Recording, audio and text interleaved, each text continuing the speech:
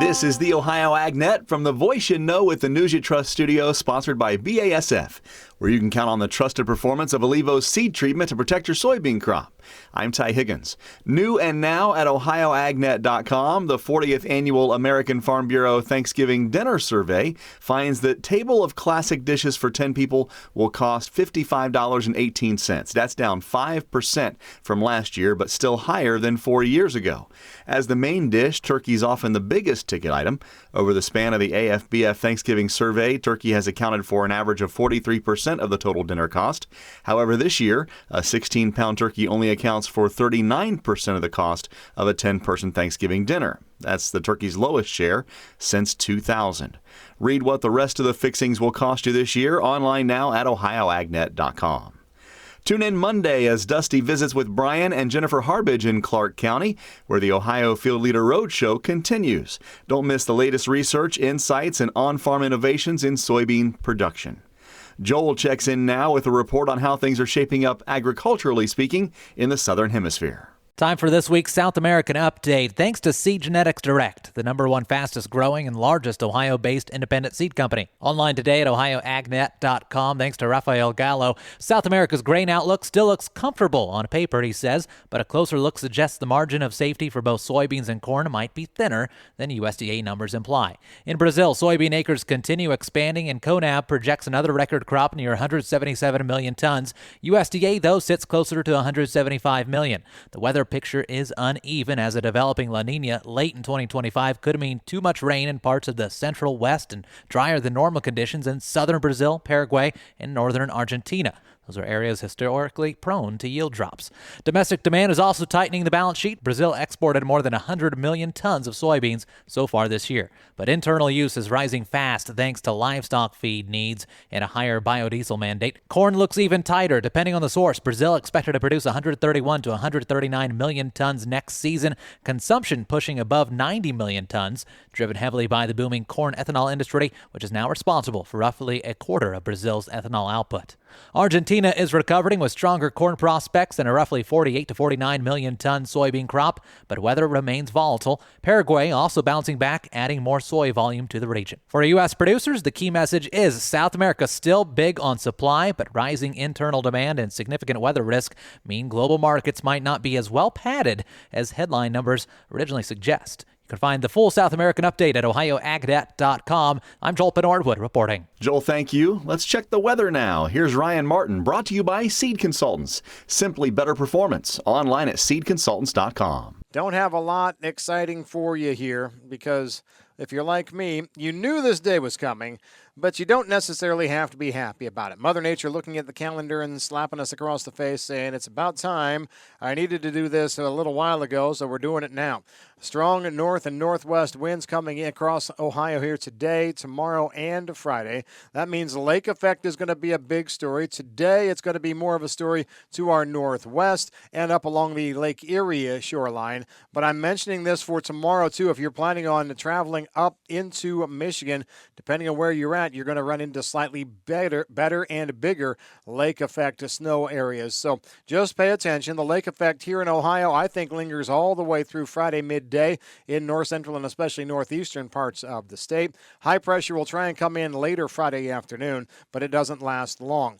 Our next weather system nudging into this cold air mass for the latter part of the weekend, Saturday late afternoon through the evening and most of Sunday. The moisture again is moving into an already cold air mass, so I think there will be snow at least over the northern half of the state. Rain and snow both possible in the southern parts of Ohio. I'm going to wait to put totals out until Friday morning. I'm going to give you through the Thanksgiving holiday to not worry about it, and then we'll discuss how the weekend is going to shape up. Next week looks continued cold. Temperatures well below normal, lots of clouds around, but I think there's better sunshine potential late in the week. But temperatures stay well below normal. A little bit of moisture for the 6th and 7th, but nothing huge. Cold air continues to keep its grip on the region through the first half of the following week, the 8th, 9th, and 10th. I'm Ryan Martin. Ryan, thank you. When you think about improving crop productivity and soil health, you think about some of the products you'll use to do that. But there's a step before that to make sure those products are readily available. Val Dolcini is North America's head of public affairs with Syngenta. He works behind the scenes in Washington, D.C. to make sure the farmers have what they need to succeed. Well, you're absolutely right. We're a leader in the crop protection business. We're a leader in the seeds business. We're a company that has operations in nearly 100 countries around the world, but we really focus a lot of our work in North America, obviously, on the needs of the American farmer and ensuring that he or she has the freedom to operate and that we as an industry leader have the freedom to operate are significant policy challenges that we're working on every day in Washington, D.C. Dolcini says as much as that work happens on Capitol Hill, there's an equal amount happening at the EPA. A considerable amount. I think that it's important for companies like Syngenta to make sure that farmers have as full and comprehensive a toolbox as they can, particularly in these challenging economic times. So we want to make sure that whether it's a new seed trait or whether it's a new crop protection tool, and Syngenta is always coming out with new tools for farmers, that toolbox is stocked up as best it can be. And to do that, we've got to make sure that the Environmental Protection Agency, our primary federal regulator, is processing our registration packages and making sure that those approvals are getting through in a timely way. I give credit to the Trump administration for really focusing on regulatory streamlining. There are issues that we have at the state level in various parts of the country as well that are equally challenging, but things are beginning to move through at EPA, which is a good thing. They're also tackling other big issues like waters of the United States and the Endangered Species Act and a whole host of issues that impact farmers, and Syngenta is very involved in all of those policy conversations. Val Dolcini, Head of Public Affairs in North America with Syngenta. The Ohio AgNet continues after this. When you're buying seed, there's more to a transaction than money. You're exchanging time and trust, hoping each decision adds up at harvest. Seed consultant sales professionals don't take that lightly. With products made to excel in the Eastern Corn Belt and agronomic knowledge that stands up to the test, we're all about the same things you are: reliability and results. Buy into a better seed experience. Visit seedconsultants.com to view our corn and soybean lineup. Here's farmer and landowner John Prue. We purchased the land about 3 years ago, and there was an old farmstead on there with trees. We were going to clear the land so we could farm through it. We thought we knew where the pipe was, so we didn't call to get it located. The work on our property led to the damage of a light crude pipeline. Fortunately, no one was hurt, but it could have been much worse. Never assume the location or depth of underground lines. Always call 811 or visit clickbeforeyoudig.com before you start work. A message from the Pipeline Operators for Ag Safety campaign. Welcome back to the Ohio AgNet. I'm Ty Higgins. After a short hiatus, the USDA NASS Crop Progress Report's been released for the last 2 weeks. No surprises. The report shows harvest essentially wrapped up. Corn harvest 98% complete, running slightly ahead of the 5-year average. Soybean harvest wasn't included this week, but was listed at 96% complete in the November 17th report. Wheat conditions in Ohio reported at 62% good to excellent. Drought remains evident in topsoil moisture levels, with 35% rated short or very short and 61% rated adequate. You can read the full report from USDA, the latest crop progress report, online now at ohioagnet.com. While you're there, find out about a recent outbreak of illnesses across the equine industry that has horse owners understandably concerned. The EHV1 virus is behind the current situation. While EHV1 most often causes respiratory disease, certain strains can lead to neurologic illness known as equine herpes virus myelencephalopathy. Ohio's Country Journal editor Brianna Smith joins Ohio Department of Agriculture Director Brian Baldridge and State Veterinarian Dr. Dennis Summers to discuss the outbreak and what horse owners in Ohio should know. You can watch that conversation online now at ohioagnet.com.